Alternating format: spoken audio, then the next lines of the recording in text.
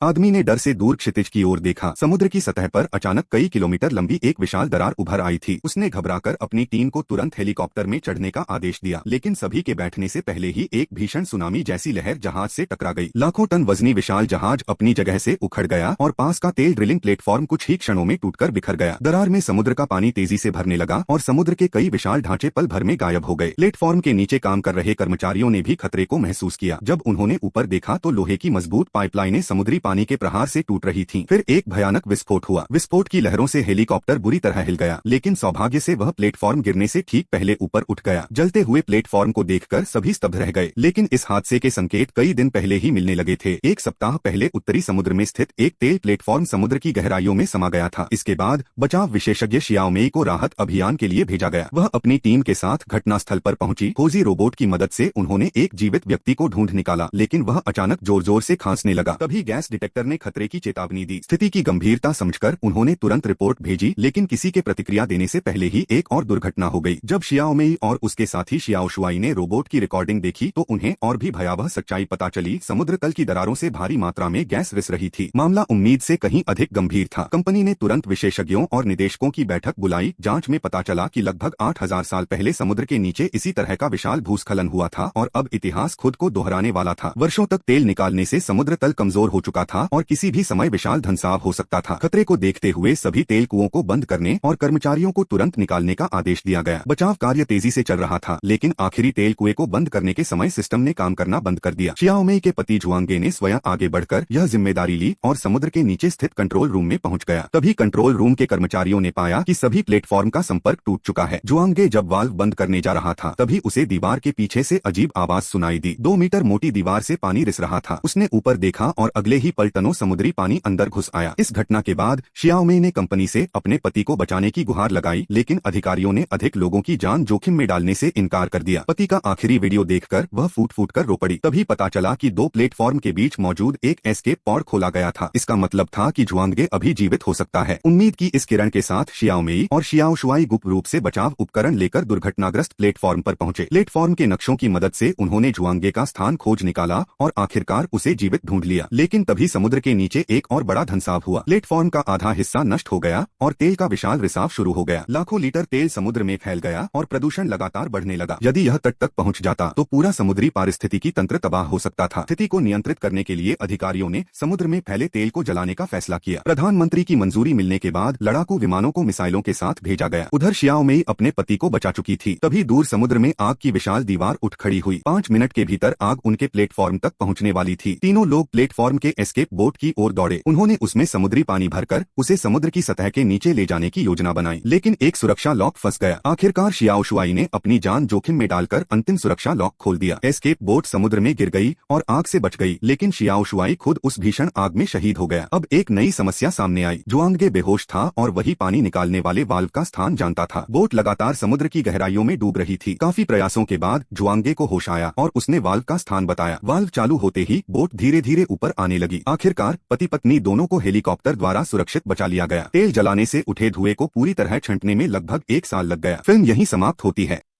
पृथ्वी ने मानवता को जीवन दिया है, लेकिन इंसान लगातार प्रकृति को नुकसान पहुंचा रहा है। क्या हमें अपने कार्यों पर गंभीरता से विचार नहीं करना चाहिए?